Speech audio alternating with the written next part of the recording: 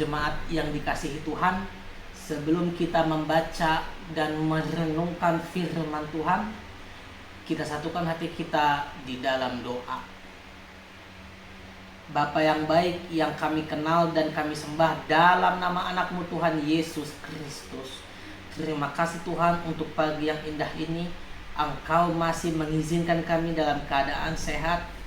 Begitu juga hati kami Engkau ketuk ya Tuhan, untuk datang ke hadapan-Mu, memuji dan memuliakan nama-Mu.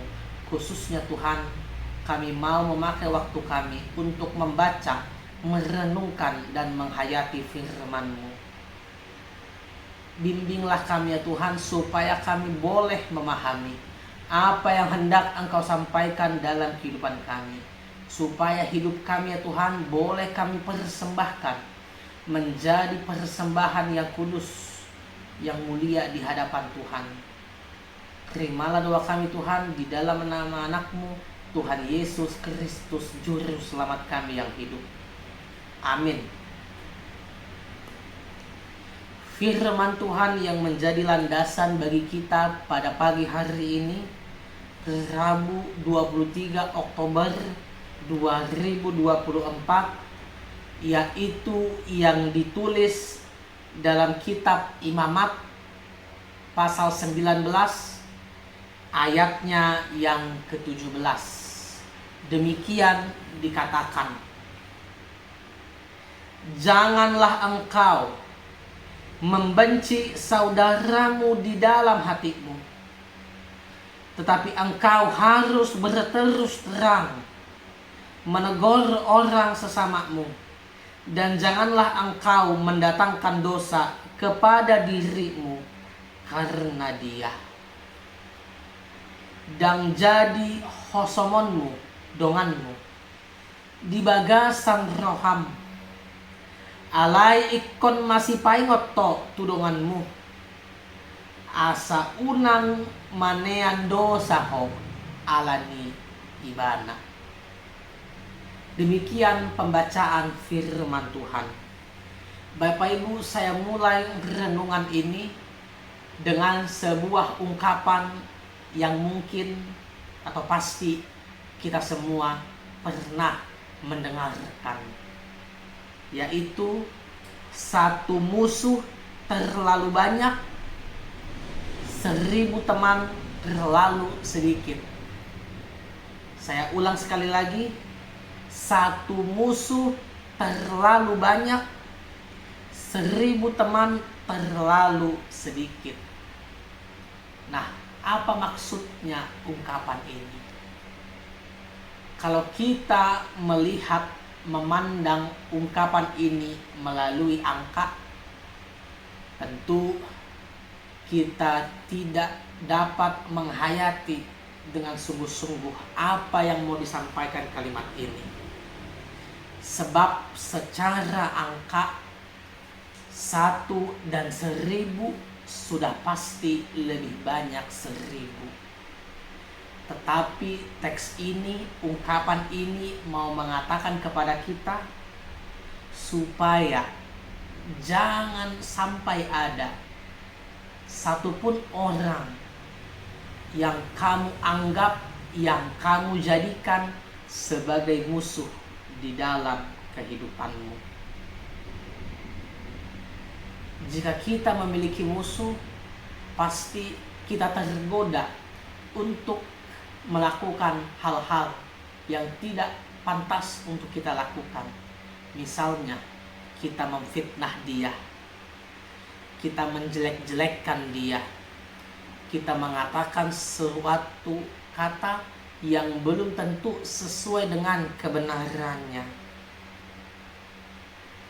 Dan itulah yang diingatkan teks ini kepada kita. Janganlah engkau mendatangkan dosa kepada dirimu dan karena dia. Kita bayangkan kalau kita ngomongin sesuatu yang jelek-jelek tentang sesama kita, kalau kita memfitnah dia, apakah fitnahan kita, cacian kita mengubah sifat dia, mengubah kejelekannya? Sama sekali tidak. Yang ada justru dengan fitnahan, dengan cacian, kitalah yang menambah dosa kita sendiri. Tidak ada gunanya memfitnah, tidak ada gunanya membicarakan orang lain. Itulah sebabnya hukum Tuhan ke-9 mengatakan jangan mengucapkan saksi dusta tentang sesamamu. Oleh sebab itu, apa yang harus kita lakukan? Teks ini dengan jelas mengatakan, kamu harus berterus terang ucapkan kesalahannya, ingatkan dia, nasihati dia dengan baik, dengan lembut. Kalau kita pakai istilah Tuhan Yesus, ajak dia berbicara empat mata. Ajak omong baik-baik, ajak rekonsiliasi. Bukan justru kita jelek-jelekkan dia, kita sampaikan sesuatu yang mungkin belum tentu fakta tentang dia kepada orang lain. Itu hanya menghabiskan waktu, itu hanya malah menambah dosa kita. Jadi firman Tuhan pada pagi hari ini mau mengingatkan kita supaya kita jauhkan kehidupan kita daripada fitnah, daripada cacian, hinaan, dan ejekan. Satu hal yang penting juga untuk kita ingat, Bapak Ibu. Ada sebuah ungkapan mengatakan begini, orang lebih suka mendengarkan yang dia inginkan dibandingkan yang seharusnya dia dengarkan. Sekali lagi saya katakan, orang lebih suka mendengarkan yang dia inginkan dibandingkan mendengarkan yang seharusnya dia dengarkan. Artinya adalah telinga kita lebih senang mendapatkan pujian. Telinga kita lebih senang mendapatkan sesuatu yang manis, yang menyenangkan, yang membahagiakan kita.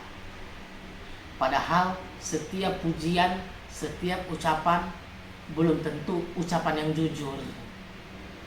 Bisa saja pujian yang disampaikan kepada kita adalah pujian yang bohong, pujian yang munafik, pujian yang menjatuhkan kita. Tetapi telinga kita kadang-kadang tidak siap mendengarkan yang semestinya kita dengarkan.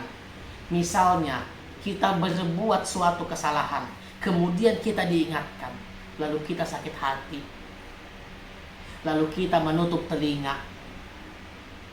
Nah, firman Tuhan pada hari ini mau mengingatkan kita, sekalipun ucapan itu menyakitkan, sekalipun ucapan itu mungkin menembak kita, jika itu benar, jika itu bisa membawa kita kepada kebaikan, lebih baik itu yang kita ikuti dibandingkan kita mendengarkan, mendapatkan pujian, pujaan, tetapi semuanya adalah pujian, pujaan yang bohong. Jadi hargailah sesama kita yang walaupun menegur kita, tetapi dia ingin kita berubah menjadi lebih baik. Saling mengingatkan, saling mengasihi, saling peduli. Itu adalah hal yang diinginkan dan diminta oleh Tuhan untuk kita lakukan. Kalau engkau mengingatkan sesamamu dalam kesalahannya dengan lemah lembut, maka kamu sudah menjalankan firman Tuhan pada pagi ini.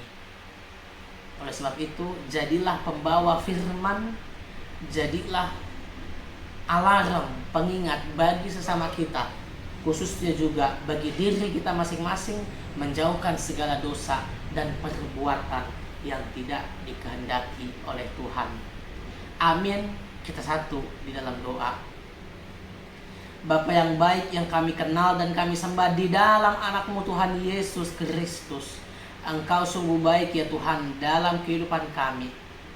Khususnya pada pagi ini ya Tuhan, Engkau masih menyapa kami dengan firman-Mu yang mengingatkan kami supaya kami saling mengasihi, supaya kami saling mengingatkan satu dengan yang lain. Kami mau Tuhan Engkau pakai menjadi alat-Mu, pembawa pesan-Mu Tuhan bagi sesama kami, supaya melalui kehidupan kami Tuhan, firman-Mu sungguh-sungguh dinyatakan. Amin. Bapa kami yang di sorga, dikuduskanlah nama-Mu, datanglah kerajaan-Mu, jadilah kehendak-Mu di bumi seperti di sorga. Berikanlah kami pada hari ini makanan kami yang secukupnya, dan ampunilah kami akan kesalahan kami, sama seperti kami juga mengampuni orang yang bersalah kepada kami. Dan janganlah bawa kami ke dalam pencobaan, tetapi lepaskanlah kami daripada yang jahat. Karena Engkaulah yang mempunyai kerajaan dan kuasa dan kemuliaan sampai selama-lamanya. Amin. Kasih karunia Tuhan Yesus Kristus, kasih setia Allah Bapa, dan persekutuan Roh Kudus menyertai kamu sekalian. Amin.